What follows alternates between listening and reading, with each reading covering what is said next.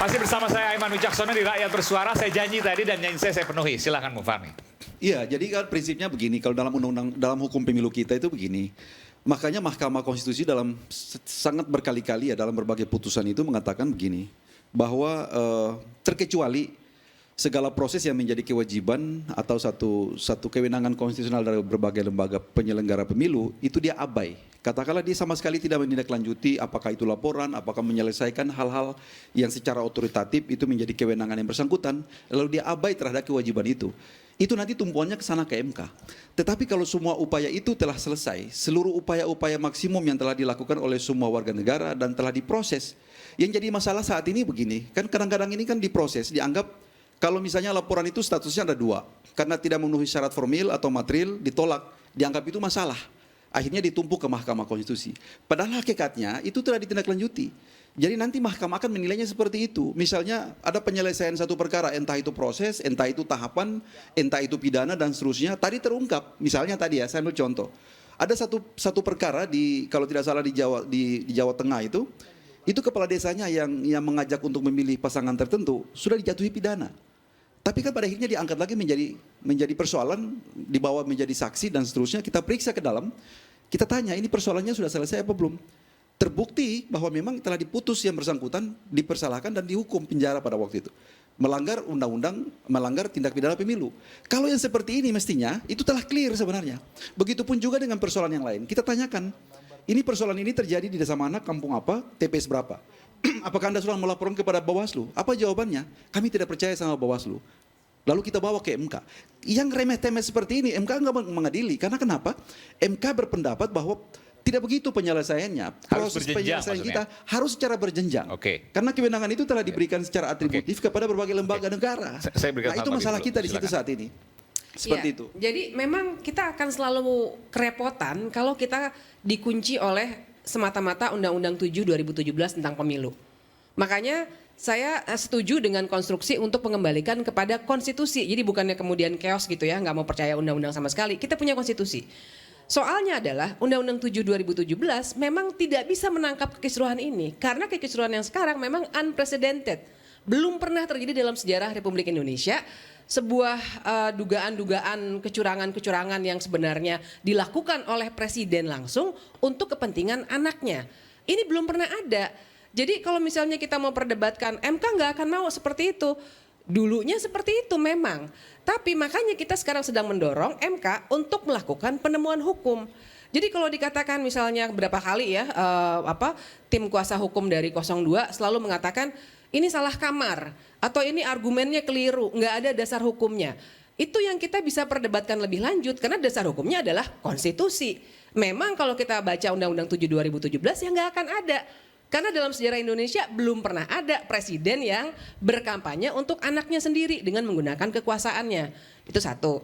Yang kedua soal ekonometrinya bansos itu, saya juga jadinya ingin kembali ke situ untuk bilang bahwa memang perdebatan kita jadi susah untuk berdebat secara terfokus karena kita punya paradigma yang berbeda.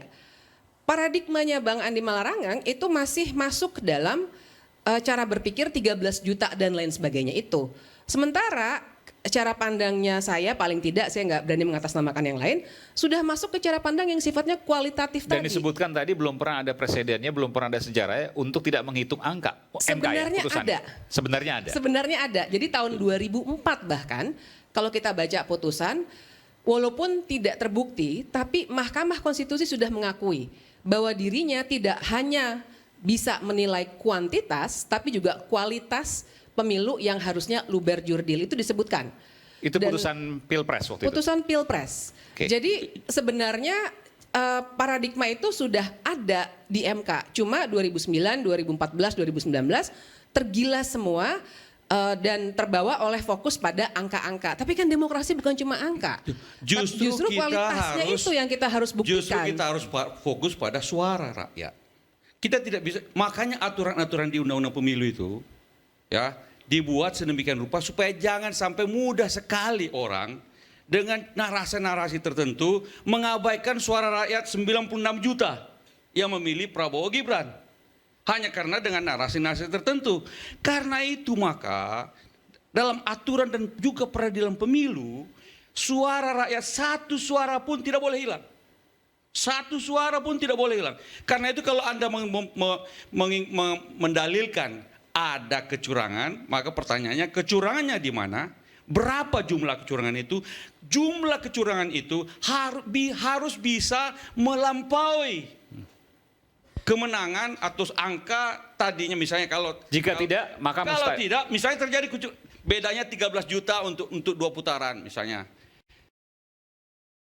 Ternyata ditemukan kecurangan misalnya 1 juta. Tidak bisa juga Oke. diulang. Maka Kenapa? menurut saya Kurang dari 13 angka juta. itu tidak hanya bisa kita lihat hasilnya dari penghitungan, tapi juga bagaimana kepala orang ketika mau memilih itu dihack untuk bisa memilih atau tidak memilih Kalau paslon itu tertentu. ada ilmunya. Nah, itu jadi masalah. Dengan bahasa Itu lain. Kalau yang itu ingin ada ilmunya. dibuktikan. Nah, dengan bahasa lain, ketika bicara 13 juta itu, siapa yang bisa memberikan garansi 13 juta itu adalah suara bersih? Bukan karena 2 juta dikasih uang 100.000 untuk nusuk orang tertentu. Ini Misalnya. asumsi. Ya. Ini Tidak, asumsi. makanya mau dibuktikan. Makanya di dalam pemilu ada namanya ilmu perilaku pemilu. Dalam sebuah perilaku pemilu ada namanya funnel of behavior dalam voting behavior.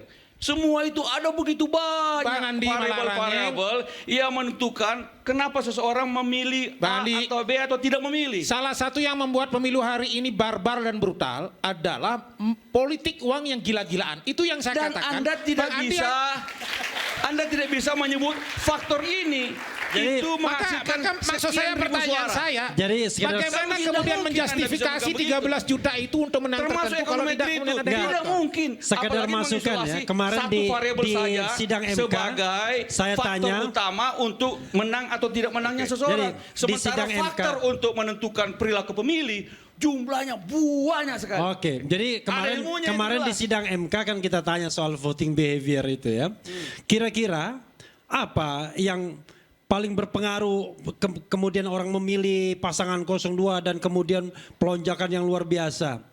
Kata ahli yang kami ajukan, yang lain ya, bansos itulah katanya. Nah itu simplifikasi Jadi begini, dan jadi- asumsi. jadi begini, Bang. Perilaku pemilu, ini sudah standar itu. Itu kan Perilaku teori pemilu. yang yang ini- mulai itu dari yang mau dibuktikan. mulai dari the undercurrent of Bang, yang ini ditanyakan kepada Fit Iya, Adrison dan betul. Fit itu mengemukakan ekonometri sebelumnya dan Dia ahli pengaruh pemilu bansos nggak terhadap dia? pemilu. Saya rasa dia Lalu bukan ahli kemudian pemilu. kita tanya dari sisi Kalau ahli voting pemilu dia behavior. tahu, Iya, Bang. kalau ahli politik dia tahu bahwa yang namanya Andi, saya tambahkan. standar variabel terhadap Bang. perilaku pemilu mulai dari undercurrent, misalnya santri abangan, urban, Bang, kira-kira urban, rural, Partai urban. Demokrat itu punya turun itu pengaruh. karena money politics nggak? Kira-kira Ada suaranya? pengaruh, betul. Betul kan? Tapi Ya udahlah. tidak bisa kita tidak bisa kita pinpoint sekian. Berapa banyak? Di Ini mana? saya Nggak sih agak mungkin. sedih sama Bisa nggak? Partai Berapa? Demokrat 13 karena juta? turun partainya karena money Suara politics naik, juga. suara naik. Kalau Suara Partai naik Demokrat tapi suara naik, kursi kursinya turun. Karena kursi-kursi terakhir kita tidak dapat. Suara Karena naik itu kan kursi karena yang kita kan dapat karena yang namanya dulu- votersnya naik juga Nah, jumlah iya. voters. Tapi ada juga partai yang suaranya turun. Iya. Saya luruskan Persentasenya maksudnya. Saya luruskan sedikit. Persentase. tuh. Ada partai suara itu turun. Saya luruskan sedikit yang disampaikan Bang Singkat Andi ya. tadi itu penting. Begini, sebenarnya bukan 2004 saja bahwa mahkamah itu mencoba untuk mengadili hal-hal yang kualitatif.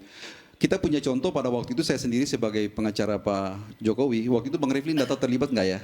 Waktu itu putusan 1 2019 ya, itu Mahkamah Konstitusi itu sudah masuk untuk memeriksa kualitatif pada saat itu. Dan seluruh dirontokkan semua, nggak ada dalil satupun yang dibuktikan dan terbukti tingkat keterbuktiannya. Mahkamah tegas mengatakan misalnya ini didorong untuk Bawaslu, ini Gakumdu dan seterusnya. Itu tegas dalam putusan itu.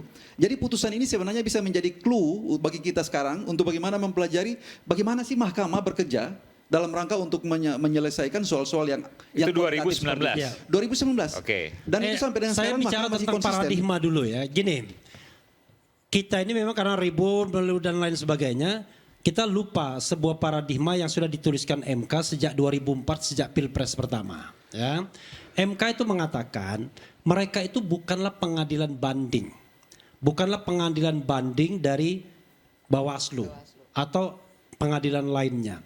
Tapi mereka adalah pengadilan tingkat pertama dan terakhir. First and final and binding. Sehingga kalau seandainya mereka melihat ada pelanggaran konstitusi yang cukup serius, mereka nggak peduli kok dengan apa yang sudah berproses di Bawaslu dan lain sebagainya. Mereka bisa mengadili sendiri untuk melihat apakah the constitutionality of election itu terjaga atau tidak. Nah, itu paradigma yang tertinggi. Nah, itulah yang sekarang kita minta MK kembali ke Itu hitonya. termaktub di mana itu?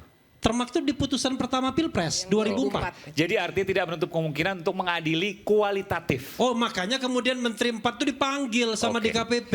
Kan makanya saya bahagia. Oke. Kita kembali saat lagi, tetaplah bersama kami di Rakyat Bersuara.